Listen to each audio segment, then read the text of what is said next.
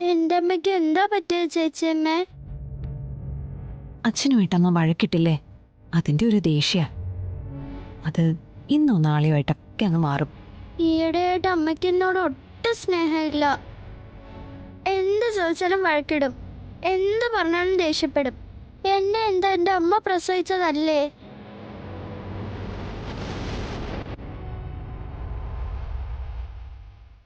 പറ ചേച്ചിയമ്മേ. ചേച്ചിയമ്മയ്ക്ക് സത്യയോട് എന്ത് സ്നേഹ, കാണുമ്പോ എനിക്ക് കൊതിയാവുക. എന്റെ അമ്മയ്ക്ക് എന്റെ അടുത്ത് ഒരു സ്നേഹവും ഇല്ല. മോളെ, അങ്ങനെയൊന്നും പറയല്ലേ. അച്ഛനെ വഴക്കൊക്കെ മാറി തിരിച്ചു വന്ന് കഴിയുമ്പോൾ അമ്മയുടെ ഇപ്പോഴത്തെ ഈ സ്വഭാവത്തിനൊക്കെ മാറ്റം വരും. പഴയ പോലെ നിങ്ങൾ അമ്മയും അച്ഛനും മോളും ഒക്കെ ആയിട്ട് സുഖമായിട്ട് ജീവിക്കും. സത്യം എന്തൊന്നും മിണ്ടാതെ കിടക്കുന്നത്? ഞാൻ എന്റെ അച്ഛനെ കുറിച്ച് തന്നെ ആലോചിക്കാം അമ്മേ. അച്ഛനും കൂടി ഉണ്ടായിരുന്നെങ്കിൽ എന്റെ ഇവിടെ കിടത്തായിരുന്നു. അച്ഛന്റെ അമ്മയുടെ നടുക്കായി ഞാൻ കിടക്കുന്നത് എന്റെ ഒരു സ്വപ്നാ. അതൊക്കെ നമുക്ക് ഉടനെ സാധിക്കാം. എന്നാ പിന്നെ നമുക്ക് ഉറങ്ങിയാലോ? രണ്ടുപേരും കണ്ണടച്ച് കിടന്നോ. അമ്മ ഒരു പാട്ട് പാടൂ, എന്നാ ഞങ്ങക്ക് വേഗം ഉറക്കം വരും അല്ലേ പപ്പി? പാട് ചേച്ചിയമ്മേ. അമ്മ രണ്ടുപേർക്കും ഉറങ്ങാൻ വേണ്ടി മാത്രം ഒരു മൂളിപ്പാട്ട് പാടാം.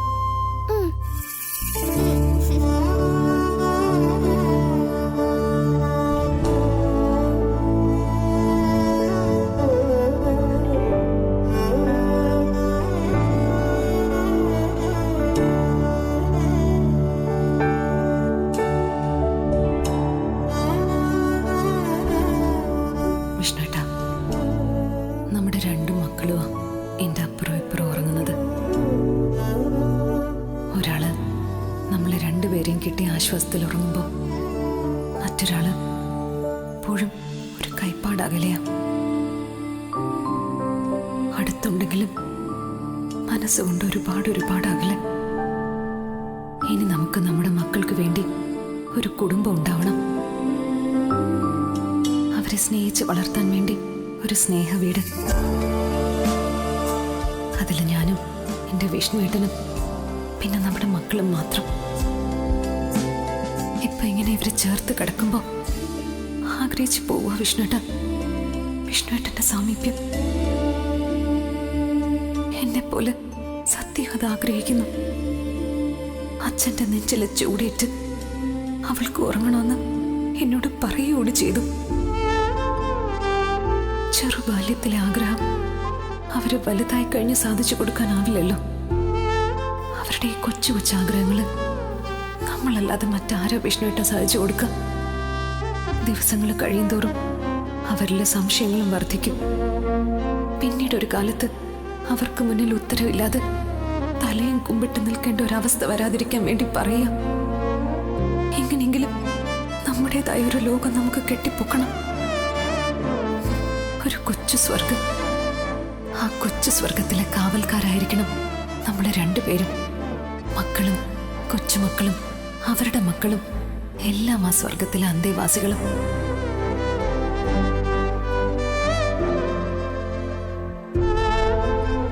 ആഗ്രഹം ഒരല്പം കൂടിപ്പോയോ എന്നൊരു സംശയം.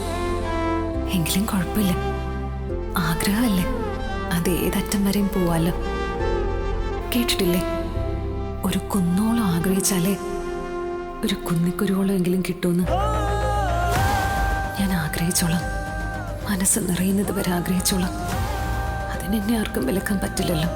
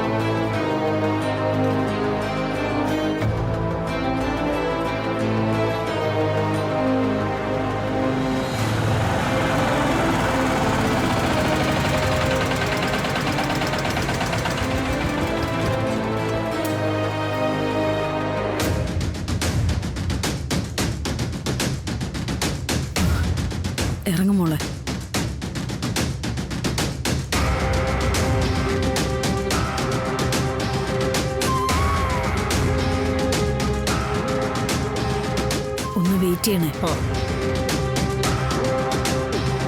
വാ.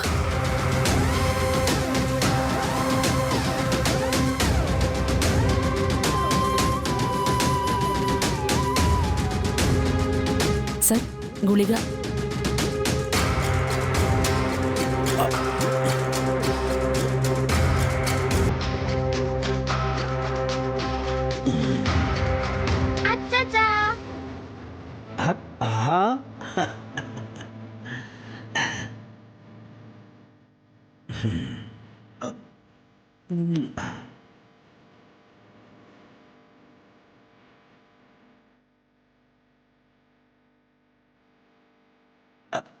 വരൂ ശാരദാമ്മേ, വാ അകത്തേക്ക് വാ.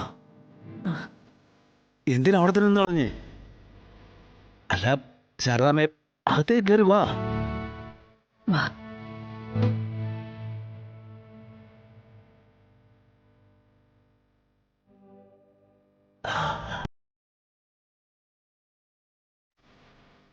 നിങ്ങൾക്കൊക്കെ എപ്പോ വേണേലും കയറി വരാന്ന് വീടല്ലേ ഇത്? മോളെന്തിനാ അങ്ങനെ മടിച്ചിരുന്നത്? അതല്ലേ കൂടെ വന്ന അമ്മ അങ്ങനെ നിന്നത്? അല്ല, ഇത് നിന്റെയും കൂടെ വീടാ. അതല്ലെന്ന് ആര് പറഞ്ഞാലും അത് അംഗീകരിക്കാനും ആവില്ല. ഭാമേ, ഭാമേ, ഇതാരാ വന്നിരിക്കുന്നത് നോക്കിയേ. ആ പൊന്നി, ആ. ശാരദമ്മയ്ക്ക് ചായ എടുക്ക്. ആ ചെല്ലു. അയ്യോ, ചായ ഒന്നും വേണ്ട രാഘവേട്ടാ. പിന്നെ ഇവളുടെ കാര്യം, ആരെങ്കിലും എന്തെങ്കിലുമൊക്കെ പറഞ്ഞെന്നും പറഞ്ഞ് എടുത്തു ചാടി എന്തെങ്കിലുമൊക്കെ കാണിച്ചു കൂട്ടാൻ നടക്കും. ഒടുവിൽ പഴി കേൾക്കുന്നതും പരക്കം പായുന്നതും വീട്ടിലുള്ളവരാ. എല്ലാം ഞാൻ പറഞ്ഞ് മനസ്സിലാക്കിയിട്ടുണ്ട്. ഇവിടുത്തെ കാര്യങ്ങളൊക്കെ ശാരദാമ്മ അറിഞ്ഞു കാണുമല്ലോ. കുറച്ചൊക്കെ അറിഞ്ഞു. അതുകൊണ്ട് തന്നെയാ ഞാനിപ്പോ വന്നത്. രാഘവേട്ട, ചോദിക്കുന്നത് കൊണ്ട് മറ്റൊന്നും തോന്നരുതേ. ഇനിയിപ്പം ഇത്രയും വലിയൊരു കടം ഇതെങ്ങനെ കൊടുത്തു തീർക്കും? വഴികളൊക്കെ പലതും ആലോചിക്കുന്നുണ്ട്. പക്ഷേ ഒന്നും അങ്ങോട്ട് പ്രാവർത്തികമാവുന്നില്ല എന്ന് മാത്രം. പിന്നെ 1-2 രൂപയൊന്നും അല്ലല്ലോ ശാരദാമ്മേ ആവശ്യമായിട്ട് വന്നിരിക്കുന്നേ. കൂട്ടിയ കൂടുന്നല്ല എന്നും അറിയാം. എങ്കിലും അന്ന് ശ്രമിക്കുവോ? അത് വലിയ കാര്യമുണ്ടായിട്ടൊന്നും അല്ല. നമ്മളെ തന്നെ സ്വയം ബോധ്യപ്പെടുത്താനുള്ളൊരു ശ്രമമാണ്. അങ്ങനെ ശ്രമിക്കുന്നതിൻ്റെ കൂടെ ഒരു ചെറിയ സഹായം എന്ന രീതിയിൽ ഞാൻ എൻ്റെ വീടിൻ്റെ ആധാരം കൊണ്ടുവന്നിട്ടുണ്ട്.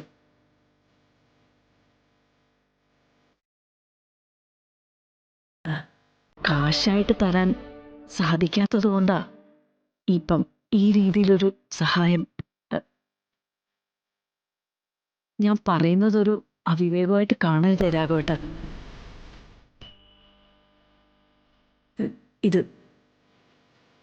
ഇത് സന്തോഷത്തോടെ സ്വീകരിക്കണം. ഇതാ വാങ്ങണം രാഘവേട്ട. ശാരദാമ്മേ, നിങ്ങളുടെ വലിയ മനസ്സാ.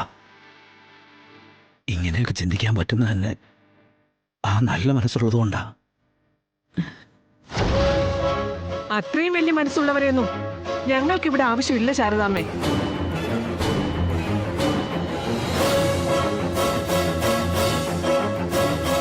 അവരുടെ സഹായവും ഞങ്ങൾക്ക് ആവശ്യമില്ല.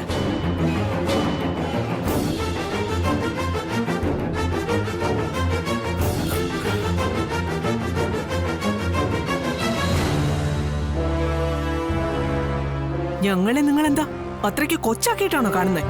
അത് നിങ്ങളുടെ ഹോട്ടലിരിക്കുന്ന ആ ഇത്തിരി വട്ടത്തിൽ കിടക്കുന്ന സ്ഥലത്തിന്റെ ആധാരം കൊണ്ടുവന്നിട്ട് ഇവിടെ എന്ത് ചെയ്യാനാ? രാഘവേട്ട, ഇത് അതൊന്നുമല്ല, അറിഞ്ഞോണ്ടുള്ള ഒരു പരിഹാസം. അയ്യോ സത്യം. വീണ് കിടക്കുന്നവന്റെ മുഖത്ത് നോക്കി ചവിട്ടുമ്പോ കിട്ടുന്ന ഒരു സുഖം. സത്യമേ, അതിന് മാത്രം നിങ്ങളുടെ ഇപ്പോഴത്തെ ഈ വരവ്. ഭാമേ, എന്തൊക്കെ വിവരക്കട നീ വിളിച്ചു പറയുന്നത്? രാഘവേട്ട ഒരു ശുദ്ധനാ. ഇവരുടേതുപോലെയുള്ള കുശാഗ്രബുദ്ധിയൊന്നും രാഘവേട്ടനും തെളിയില്ല. പക്ഷെ എനിക്കങ്ങനെയല്ല. എനിക്ക് ഇവരുടെ വരവ് കണ്ടപ്പോഴേ കത്തി, ഇത് എന്നെയും എന്റെ കുടുംബത്തെയും കൂട്ടത്തോടെ അപമാനിക്കാനുള്ള വരവാണെന്ന്. സത്യമേ, സത്യത്തിന് നിരക്കാത്തൊന്നും പറയല്ലേ. മനസ്സിൽ ഒരു ഉദ്ദേശവും വച്ചല്ല ഞങ്ങൾ ഇങ്ങോട്ട് വന്നത്. ഓ, സ്വന്തവും ബന്ധവും ആവുമ്പോ ഇതുപോലുള്ള ആപത്ഘട്ടത്തിലല്ലേ സഹായിക്കാൻ പറ്റൂ. ആ ഒരൊറ്റ കാര്യം ഓർത്ത് വന്നതാ. പക്ഷെ ഇപ്പം മനസ്സിലായി, ഇങ്ങനൊരു വരവ് വരേണ്ടിയിരുന്നില്ലെന്ന്. ഓ, ഈ വന്നതിന്റെയും ഇപ്പൊ ഈ പറഞ്ഞതിന്റെയും ഉള്ളറകൾ ചികഞ്ഞാ കിട്ടുന്നത് രണ്ട് കാര്യങ്ങളാ. ഒന്ന്, വീട് വിട്ടിറങ്ങിപ്പോയ ഇവളെ തിരിച്ച് ഈ വീടിനകത്തേക്ക് കയറ്റണം. പിന്നെ നാട്ടുകാർക്ക് മുന്നിൽ ഞങ്ങളെ സഹായിച്ചില്ല എന്നൊരു പേരുദോഷം ഉണ്ടാവരുത്, അല്ലേ? ശാരദാമ്മ ഒന്നും മനസ്സിലാക്കണം. സ്ത്രീധനം പോലും വാങ്ങിക്കാതെയാ നിങ്ങളുടെ ഇളയ മകളെ ഞാൻ മരുമകളാക്കി ഈ വീട്ടിലേക്ക് കയറ്റിയത്. എന്നിട്ട് എന്താ ഉണ്ടായത്? ഇവളെ കെട്ടിയ അവനും ഇവളും എന്നെ തിരിഞ്ഞു കൊത്തി. എന്തായാലും ഇവളെ ഇതിനകത്ത് കയറ്റാൻ വേണ്ടിയല്ലേ ഈ ഒരു സഹായഹസ്തവും നീട്ടിക്കൊണ്ട് ശാരദാമ്മ ഇങ്ങോട്ട് വന്നത്. എന്നിട്ട് ഈ മോളോട് ചോദിച്ചോ അവളിവിടെ മര്യാദയ്ക്ക് നിന്നു പോവുമെന്ന്? അവളിവിടെ മര്യാദയ്ക്ക് നിന്നു പോവെങ്കിൽ മാത്രം ഇവിടെ നിർത്തിയാ മതി. പാതിരാത്രി കിടന്ന് ഓടാനും ചാടാനും ഇവിടെ ആളുമില്ല, അയൽക്കാരുമില്ല. അല്ലെങ്കിൽ തന്നെ ഒരു ഞാനിമ്മ കളി പോലെയാ ഇവിടുത്തെ ഓരോ ദിവസം കാര്യങ്ങൾ നീക്കിക്കൊണ്ടു പോകുന്നത്. അതിന്റെ ഇടയില മനുഷ്യനെ ബുദ്ധിമുട്ടിക്കുന്ന ഇങ്ങനെ ഓരോ കാര്യങ്ങള്. ശാരദാമ്മയ്ക്ക് ഇനി എന്തെങ്കിലും പറയാനുണ്ടോ? ഇല്ലെങ്കിൽ പോ. ഇതെന്താ ഭാമ ഇങ്ങനെയൊക്കെ സംസാരിക്കുന്നേ? ശാരദാമ്മ വന്നതിന് മറ്റൊരർത്ഥം നീ കണ്ടതുകൊണ്ടാ ഇങ്ങനെയൊക്കെ സംസാരിക്കാൻ തോന്നുന്നേ. രാഘവേട്ട ഇപ്പോഴും ഞാൻ പറയുന്നൊന്നും മനസ്സിലാവുന്നില്ല അല്ലേ? ഭാമയും ഞാൻ പറഞ്ഞു വരുന്നത്. രാഘവേട്ട, ഞാനിതൊക്കെ പ്രതീക്ഷ തന്നെ ഇങ്ങോട്ട് വന്നത്. ഒരു കാര്യം മാത്രമേ എനിക്ക് പറയാനുള്ളൂ. നിങ്ങൾക്ക് ആരും ഇല്ല എന്നുള്ളൊരു തോന്നലൊന്നും ഉണ്ടാവണ്ട. എന്താവശ്യമുണ്ടെങ്കിലും എപ്പോൾ വേണമെങ്കിലും കുടുംബശ്രീ വീട്ടിലേക്ക് കയറി വരാം.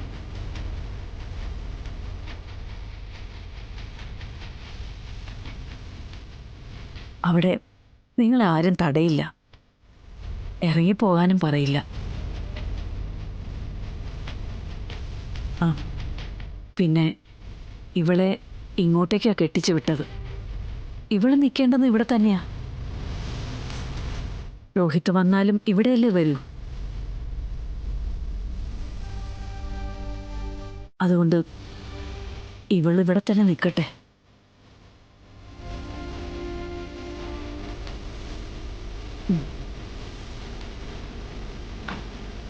അമ്മ പോട്ടെ. അമ്മ,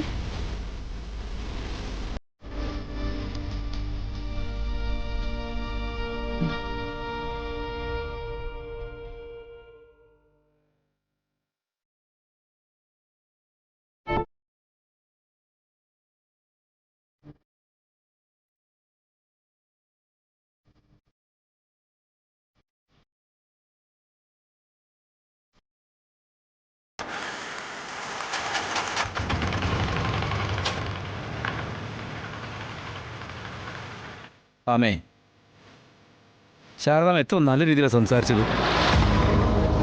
ആ ഒരു ഹൃദയവിശാലതയും എളിമയും നീ എന്താ നമ്മുടെ വീട്ടിൽ സഹായമായിട്ട് വരുന്നോട് കാണിക്കാത്തത്? ഇത് വിഷ്ണുവിനെ കിട്ടാൻ വേണ്ടിയും അവളെ ഇവിടെ കയറ്റി താമസിപ്പിക്കാൻ വേണ്ടിയുള്ള ശാരദാമ്മയുടെ അടവാ. ഇതേ ഇവിടുത്തെ കണ്ണുകൾ ഇളക്കാൻ വേണ്ടിയുള്ള വരവായിരുന്നു. വിഷ്ണുവിനെ ഇവിടുന്ന് അടർത്തി മാറ്റി അവിടേക്ക് ചേർക്കാൻ വേണ്ടിയുള്ള ബുദ്ധിയുള്ള പെണ്ണിന്റെ തന്ത്രം. അതെ, എന്റെ അടുത്ത് ചെലവാവില്ല. എന്റെ മകൻ വിഷ്ണു എന്റെ കൂടെ തന്നെ എങ്ങും ഉണ്ടാവണം. പിന്നെ അവളുടെ കാര്യം, ഇനി ഇതുപോലുള്ള അവളുടെ ഓട്ടവും ചാട്ടവും ആയിട്ട് വന്നാ അന്ന് ഇവിടെ പിടിച്ച് വീട്ടിൽ നിന്ന് പുറത്താക്കും.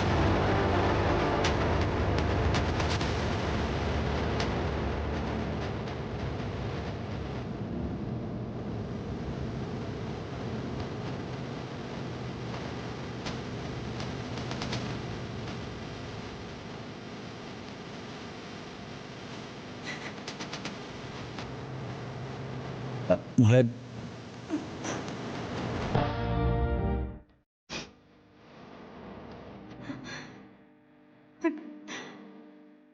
അച്ഛാ ഞാൻ വേണ്ട മോളെ, മോള് കാണിച്ചത് തെറ്റ് തന്നെ. നീ ചെന്ന് ഭാമയെ സമാധാനിപ്പിക്കും. അച്ഛാ രണ്ടു വാക്കിനുള്ളിൽ വഴക്കങ്ങ് തീരുമെങ്കിൽ തീരട്ടെ. എടീ, നീ ചെല്ലടി.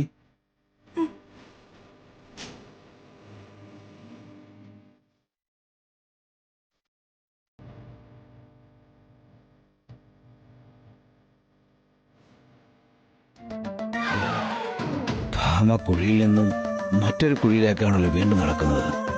നാശത്തിന്റെ പടുകുഴി നിൽക്കുമ്പോഴും ഈ അഹങ്കാരം ഒഴിഞ്ഞില്ലേ പിന്നെ എന്ത് ചെയ്യാൻ പറ്റും? അനുഭവിക്കുക, അത്ര തന്നെ. വരുന്നെല്ലാം അനുഭവിക്കുക.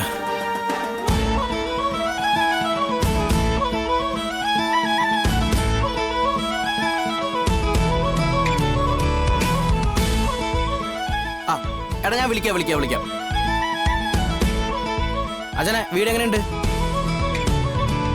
നമ്മുടെ വീടിന്റെ അത്രയും തന്നെ സൗകര്യങ്ങളൊക്കെ ഉണ്ട്. അതുകൊണ്ട് ഇഷ്ടക്കുറവൊന്നുമില്ല. സൗകര്യങ്ങൾ മാത്രമല്ല, നല്ല പോസിറ്റീവ് എനർജിയും കൂടെ ഉണ്ട്. അച്ഛനെ, ചിലപ്പോ ഇവിടെ നിന്നായിരിക്കും നമ്മൾ നഷ്ടപ്പെട്ടതെല്ലാം തിരിച്ചു പിടിക്കുന്നത്. വീട് നന്നായ മൊത്തത്തിലെല്ലാം നന്നായെന്നല്ലേ പറയുന്നേ? അതൊക്കെ ഓക്കെ. അല്ല, ഇതിന്റെ ഈ വാടകയും ഡിമാൻഡൊക്കെ എങ്ങനെ സംസാരിക്കുക? അതിനാരേലും വരുമോ? അത് വീട് കണ്ടു കഴിഞ്ഞ ശേഷം സംസാരിക്കുന്ന ഓണർ പറഞ്ഞേ. അല്ല, അപ്പോ പുള്ളിക്കാരും ഇങ്ങോട്ട് വരുമോ? ആ, വരാന്ന് പറഞ്ഞിട്ടുണ്ട്. ഞാൻ ഒന്ന് വിളിച്ചു നോക്കട്ടെ.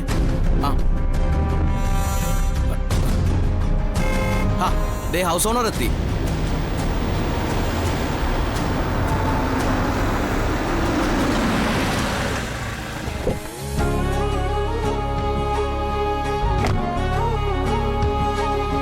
ആർക്ക് വേണ്ടിയാ വീട് നോക്കുന്നത്? സർ, ഇതാ ഞാൻ പറഞ്ഞ ആള്. പേര് വിഷ്ണു. ഓ, വിഷ്ണുവിന് എന്താ ജോലി?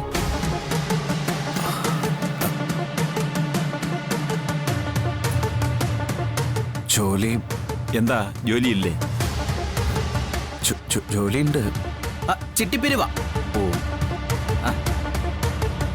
ആ, ചിട്ടിയുടെ പരിപാടിയാ. എൻ്റെ ഈ വീടിൻ്റെ വാടക താങ്ങിക്കൊണ്ടുപോകാൻ പറ്റുന്ന ആളാണെങ്കിലേ ബാക്കി കാര്യങ്ങൾ സംസാരിച്ചിട്ട് കാര്യമുള്ളൂ. മാരീഡാണോ? ആ. മാസം എന്ത് വരുമാനം കിട്ടും? കുഴപ്പമില്ലാത്ത രീതിയിൽ കിട്ടും. ഇതെന്തിനാണെന്നറിയാം ഇങ്ങനെ ചോദിക്കുന്നത്. ഈ വീട്ടിൽ താമസിക്കാൻ പറ്റുന്ന ആളാണെങ്കിലല്ലേ വീട് കൊടുത്തിട്ട് കാര്യമുള്ളൂ. ഈ വീടിൻ്റെ വാടക തന്നെ ഒരു മാസം 40,000 രൂപ വരും. 5 മാസത്തെ വാടകയെങ്കിലും അഡ്വാൻസ് ആയി കിട്ടണം. അത് തന്നെ 2 ലക്ഷം രൂപ വരും. എൻ്റെ നോട്ടത്തിൽ ഇതൊന്നും തന്ന് വീടെടുക്കാനുള്ള വാങ്ങൊന്നും നിങ്ങൾക്ക് കാണുന്നില്ല. പിന്നെ അത്യാവശ്യം സാമ്പത്തിക ഭദ്രതയുള്ളവർക്കേ ഞാൻ വീട് കൊടുക്കാറുള്ളൂ. എന്നാ പിന്നെ നമുക്ക് പോകാൻ കഴിയില്ല. ഇത് നമ്മുടെ ഒതുങ്ങത്തില്ലെന്നാ സാറ് പറയണേ. അല്ല, ഞാനത് നിങ്ങളെ വിഷമിപ്പിക്കാൻ വേണ്ടി പറഞ്ഞൊന്നുമല്ല. ഈ ചിട്ടിപ്പിരിവിനൊക്കെ നടക്കുന്നവർക്ക് എങ്ങനെ പോയാലും മാസം ഒരു 10-20,000 രൂപയെ കിട്ടത്തുള്ളൂ. അതിൽ നിന്ന് 40,000 രൂപ എങ്ങനെ തരാനാ? പിന്നെ ഞാൻ ചോദിക്കുന്ന അഡ്വാൻസ് തുകയായ 2 ലക്ഷം രൂപ നിങ്ങൾ എത്ര വർഷം പണി ചെയ്താൽ ഉണ്ടാവും? നിങ്ങൾക്ക് പറ്റിയത് വല്ല 5,000-ഓ 6,000-ഓ ഉള്ള ഒറ്റ മുറിയുള്ളതോ 2 മുറിയുള്ളതോ ആയ വീടാ. അതാകുമ്പോൾ നിങ്ങളുടെയൊക്കെ കൊക്കിലൊതുങ്ങുന്നു.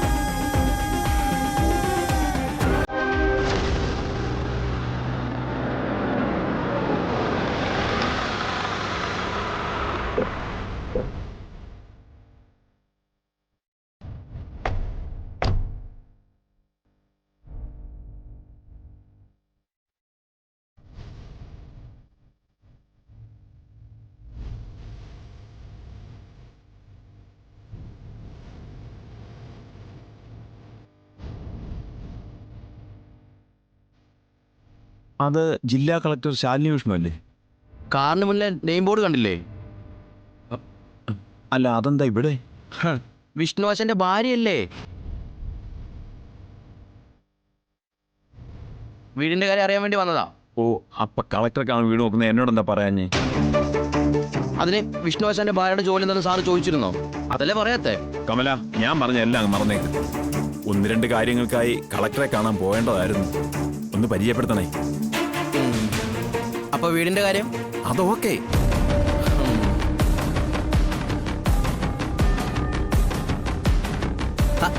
എടുത്തേ.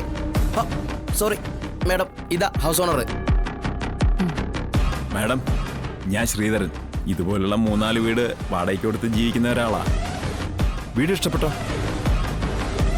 ഇഷ്ടപ്പെട്ടിട്ടുണ്ടെങ്കിൽ എനിക്ക് 100 വട്ടം സമ്മതമാണ്. ഒരു കളക്ടറാണ് എൻ്റെ വീട്ടിൽ താമസിക്കുന്നതെന്ന് പറയാൻ എനിക്കൊരു ഗമയാണല്ലോ.